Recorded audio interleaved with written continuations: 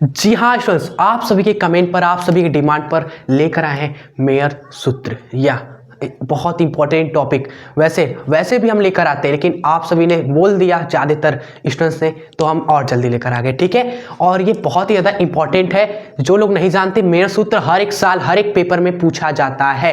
कितने नंबर में? 5 नंबर में। तो इस 5 नंबर को एकदम बढ़िया तरीके से इस वीडियो में हम कवर करेंगे। एकदम अच्छे तरीके से डेरिवेशन आपको बताएंगे स्टूडेंट्स। बहुत ही आसान है। पहली बात तो ये क्लियर, याद करने का टेंशन ही नहीं है, फिट अपने आप हो जाएगा।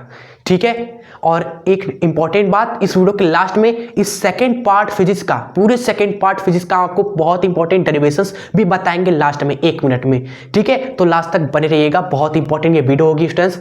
और मेरा इंट्रोडक्शन, मेरा नाम स्टूडेंट्स अभिषेक गुप्ता है, graduation BSc mathematics Uttar Pradesh का जो कॉलेज है बनारस हिंदू विश्वविद्यालय से।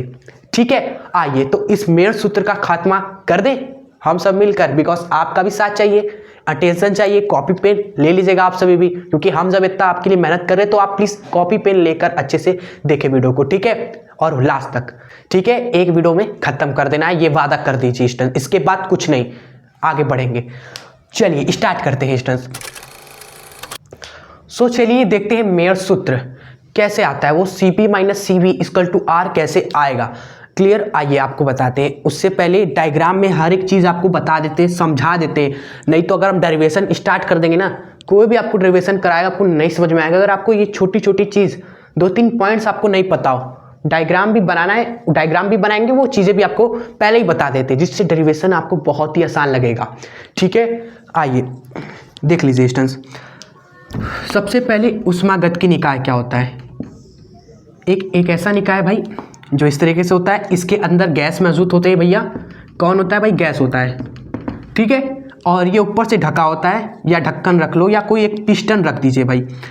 ठीक है, इस तरीके से पिस्टन आप रख सकते हो अच्छा खासा। ये पिस्टन बना दिया हमने।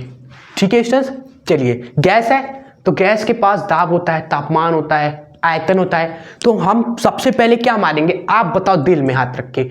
सबसे पहले यही चीजें हम मानेंगे कि एक आदर्श गैस है। गैस कौन सी लेंगे हम? आदर्श गैस। ठीक है, एक आदर्श गैस है जिसका अपना दाब होता है भैया। इस गैस का अपना दाब है, अपना आयतन है, अपना स्टूडेंट्स तापमान है। ये सब होता ही है गैस की क्वालिटी। तो आपको रटना ही नहीं पड़ेगा कि ये चीजें माननी है हमें, नहीं रटना ना आप स्टूडेंट्स। गैस है तो ये होगा ही उसका, ये आदर्श गैस है तो उसका दाब आयतन तापमान होगा ही होगा। क्लियर, ये आपको आसान पड़ा। उसके बाद और भी चीजें क्लियर करते हैं। देखिए, ऊष्मागतिकी निकाय के बाद ऊष्मागतिकी का एक प्रथम नियम होता है जो कि हमने पढ़ रखा है भाई। ऊष्मागतिकी के नियम सर्च करके स्टूडेंट देख लीजिएगा। ऊष्मागतिकी के नियम क्लास 11th फिजिक्स हम देख लीजिएगा स्टूडेंट्स। हमने प्रथम नियम, शून्याक नियम, द्वितीय नियम बहुत ही बेस्ट तरीके से बता दिया है।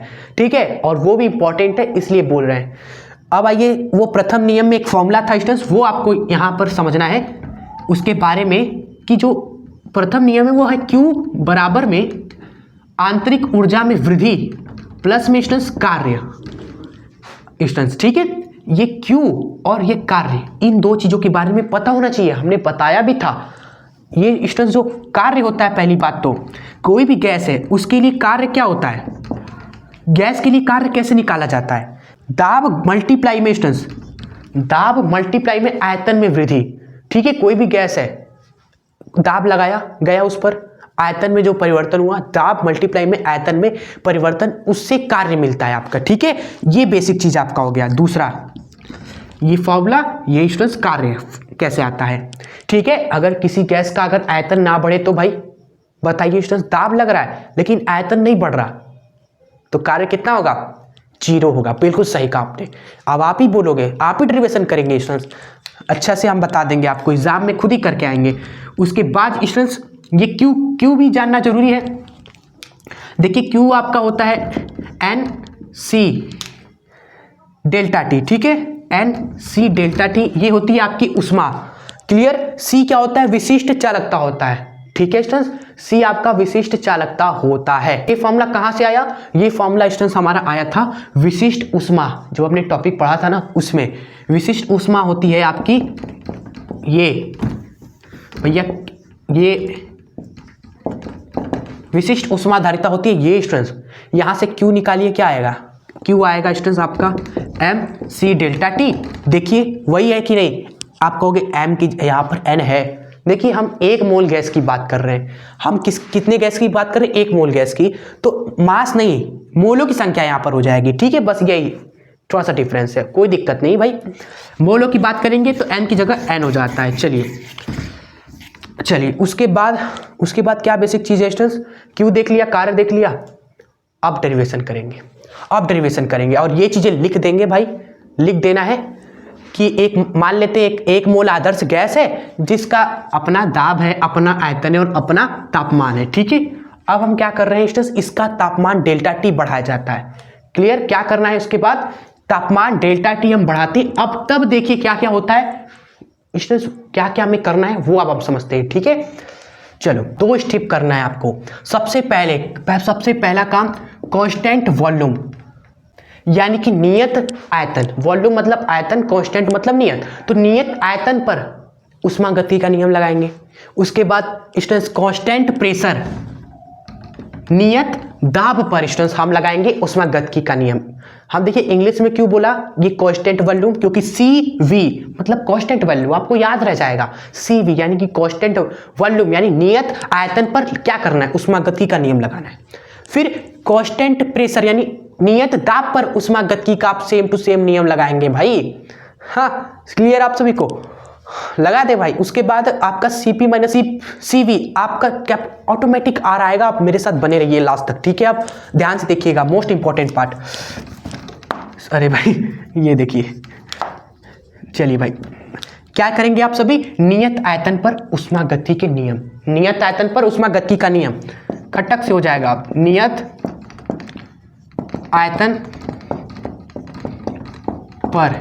आयतन पर आपका उष्मागतिकी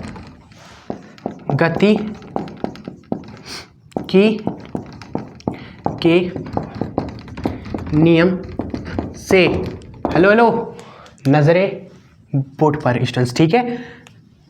Q बराबर किसके बराबर होगा भैया, डेल्टा U प्लस में कार्य, ठीक है स्टूडेंट्स। Q क्या होता है, Q होता है NC डेल्टा T। चलो और यहाँ पर आप लिख देंगे CV स्टूडेंट्स, ठीक है, ये Q लिखेंगे स्टूडेंट्स, ये सब हमने बता रखा है पिछले वीडियोस में। विशिष्ट उष्मा आप जरूर देख लीजिएगा, उसमें ही हमने बताया था। CP और CV का इंट्रोडक्शन उसमें ही करा दिया था हमने।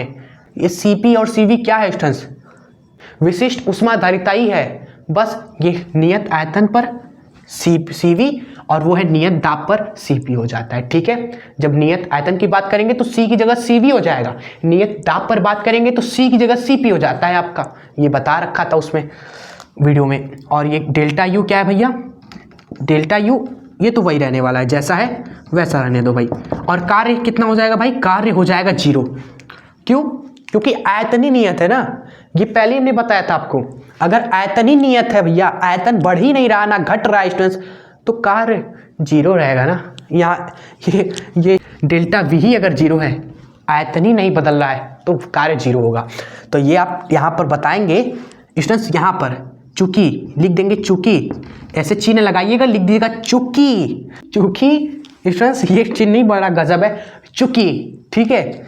जैसे ऐसे बोला जा रहा है, एग्जामिनर भाई साहब ये देखिए, है एग्जामिनर भाई साहब देखिए, यहाँ पर कार्य 0 क्यों कर दिया हमने, क्योंकि स्टूडेंट्स कार्य होता है स्टूडेंट्स क्या, दाब गुणे में आयतन में परिवर्तन, क्लियर। और ये जो आयतन में परिवर्तन है स्टूडेंट्स आपका, ये 0 है, आयतन के में परिवर्तन 0 है, तो स्टूडेंट्स कार्य भी आपका स्टूडेंट्स 0 हो जाएगा, क्लियर। ये सब ब्रैकेट में आपको देखो 2 लाइन में लिख देना है, हमने जगह बनाने के लिए स्टूडेंट्स इतने में कर दिया, ठीक है, समझिएगा बात को। यहाँ से स्टूडेंट्स कार्य 0, तो आप यहाँ पर तो यहाँ रख दिया हमने स्टूडेंट्स। फिर यहाँ से हमें क्या मिला, डेल्टा U बराबर हमें मिला students NCV delta T students, ठीक है। ये जो आपका आया ना, इसको आप मान लेंगे समीकरण नंबर 1, ठीक है, क्या पता कहीं काम दे दे तो हमें, इसलिए इसको समीकरण 1 मान देंगे, ठीक है। चलो उसके बाद सेकेंड स्टेप में आएंगे स्टूडेंट्स, बेहिचक आप सेकेंड स्टेप में आना, कांस्टेंट प्रेशर यानी नियत दाब पर उष्मागतिकी का नियम लगा दो बस, ठीक है। बहुत ही इजी बना दिया है स्टूडेंट्स, इस तरीके से किसी ने भी आपको नहीं बताया होगा कभी। आइए क्या करेंगे, सेकेंड स्टेप, नियत आयतन पर, नियत आयतन पर, नियत आयतन पर ऊष्मा, अब इसमें हमें वो इरेज करना पड़ेगा, माफ करिएगा ये इरेज हो गया आपका, ठीक है। चलो यहाँ पर खड़ी पाई खींचते हैं हम, ऊष्मा गति की के नियम से। भैया ऊष्मा गतिकी के प्रथम नियम लिखो या कुछ भी लिख दो भाई, है तो नियम ही ना, है तो नियम ही आपका, चाहे प्रथम हो द्वितीय हो, नियम है ना, बस क्यों इतना टेंशन लेने का। क्या है नियम? नियम बोलता है स्टूडेंट्स जो Q है वो आपका है आंतरिक ऊर्जा में वृद्धि पर प्लस प्लस कार्य, ठीक है।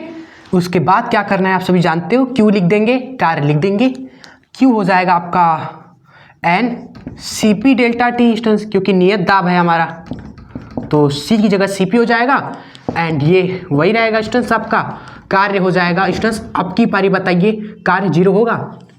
नहीं होगा स्टूडेंट्स, समझ पा रहे हैं आप सभी? नहीं होगा, क्योंकि स्टूडेंट्स आयतन नियत नहीं है स्टूडेंट्स, सॉरी भाई, यहाँ पर स्टूडेंट्स नियत दाब है ना। चलिए एक मिस्टेक हो गया मेरे से, जरा नोट करिएगा आप सभी, अटेंशन प्लीज, नियत दाब पर, ठीक है। आप सभी नोटिस कर लिया था, बताया क्यों नहीं, नियत दाब पर ऊष्मा गति का नियम लगाया।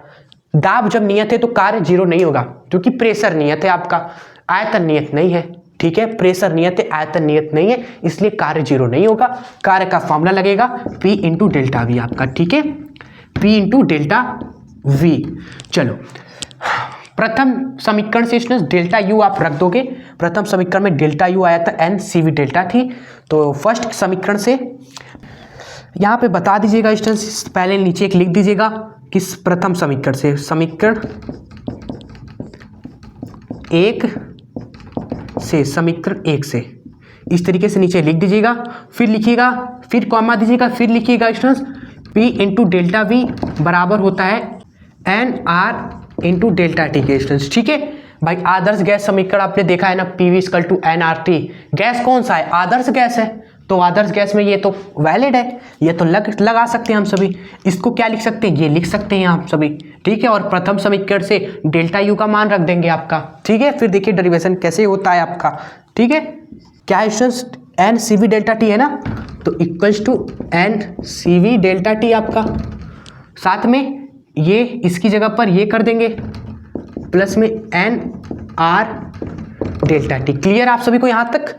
आप थोड़ा सा आप माइंड लगा दीजिए, यहाँ पर देखेंगे N delta T, N delta T, N delta T cut गया है आप सभी का। एंड क्या बचा यहाँ पर स्टूडेंट? सी पी बचा इक्वल्स टू यहाँ पर सी वी बचा, प्लस में यहाँ पर केवल आर बचा स्टूडेंट्स। फिर यहाँ से जो हमें चाहिए था students C P minus C V घटा दीजिए वहाँ पे, इक्वल्स टू किसके आ गया आपका? आर के बराबर आ गया। यही हमारा मेयर सूत्र है, यही जिसका था हमें इंतजार और आपको इंतजार, वो समीकरण आ गया। कितना इजी लगा स्टूडेंट्स, ठीक है। बस 2 स्टेप याद रखने हैं आपको कि पहला गेम खेलना है नियत आयतन पर ऊष्मा गति का नियम, फिर नियत दाब पर ऊष्मा गति का नियम लगाएंगे और फिनिश कर देंगे डेरिवेशन, ठीक है। ये आपको करना है, एक बार खुद से भी कर लीजिएगा, यही गेम खेलना है आपको। कॉपी में खुद से एक पेज निकालिए, कर देना, एग्जाम में फिर उसी तरह आप कर दीजिएगा, ठीक है। अच्छे से डायग्राम बनाकर बढ़िया से, ठीक है स्टूडेंट्स। चलो और बात करते हैं इंपॉर्टेंट टॉपिक्स की, डेरिवेशंस की, जो सेकेंड पार्ट फिजिक्स के हैं, जो आपको नहीं मिस करने, एग्जाम में जाइएगा उनको कवर कर लीजिएगा। डेरिवेशंस आपको हम बता देते हैं। सबसे पहला डेरिवेशन है आपका स्टूडेंट्स बर्नौली का प्रमेय, बहुत जरूरी है, ठीक है। फिर है आपका सीमांत वेग की गणना कीजिए, ठीक है। नेक्स्ट है आपका टॉर्सेली का प्रमेय स्टूडेंट्स, उसके बाद है स्टोक्स का नियम, ये सब इंपॉर्टेंट है। नेक्स्ट स्टूडेंट्स रेखीय, क्षेत्रीय और आयतन प्रसार में संबंध, अल्फा बीटा गामा का रिलेशन। हमके बाद है आपका ये डेरिवेशन। तो यहाँ तक हमने बताया और यहाँ तक आपको पहले तो कवर कर लें डेरिवेशंस को, ठीक है। बाकी के डेरिवेशंस हम आगे आने वाली वीडियोस में आपको कराएंगे। सरल आवर्त गति हो गया, तरंग हो गया, उन सच वीडियोस जब आएगी तो वहाँ कवर कर देंगे। तो इसलिए सब्सक्राइब करके जुड़ जाए इस चैनल से अभी ही। अगर आप जुड़े नहीं हैं स्टूडेंट्स, सब्सक्राइब करना है, बेल आइकन प्रेस करेंगे तो आपको आने वाले हर एक वीडियोस, हर एक इंपॉर्टेंट टॉपिक जो हम लेकर आएंगे आपको टाइम पे मिल जाएंगे, ठीक है। चलिए, बाकी जो डेरिवेशंस है वो आप सर्च करके देख सकते हैं, या फिर सेकेंड फिजिक्स प्लेलिस्ट मौजूद है, वहां पर भी आप जाएंगे तो सेकेंड फिजिक्स के सारे इंपॉर्टेंट टॉपिक्स है उसके अंदर, डेरिवेशंस भी है वही जो हमने बताया, ठीक है। तो उसको आप जरूर मैक्सोर कवर कर लीजिएगा, ठीक है। चलो, और इस वीडियो को स्टूडेंट्स यहाँ एंड करते हैं। आपसे बस यही कहेंगे, अगर सच में पसंद आया हो तो इस वीडियो को लाइक जरूर कर दीजिएगा, इस वीडियो को अपने फ्रेंड्स को भी शेयर जरूर कर दीजिएगा, एक शेयर जरूर कर दीजिएगा। ये महत्वपूर्ण डेरिवेशंस वो भी कवर कर लें, इसलिए शेयर जरूर कर दीजिएगा एग्जाम से पहले, भाई उनकी भी हेल्प हो जाए। प्यारा सा कमेंट जरूर कर दीजिएगा। इस वीडियो को एंड करते, मिलते हैं नेक्स्ट इंपॉर्टेंट टॉपिक के साथ। तब तक के लिए जय हिंद, वंदे मातरम। चलो बाय।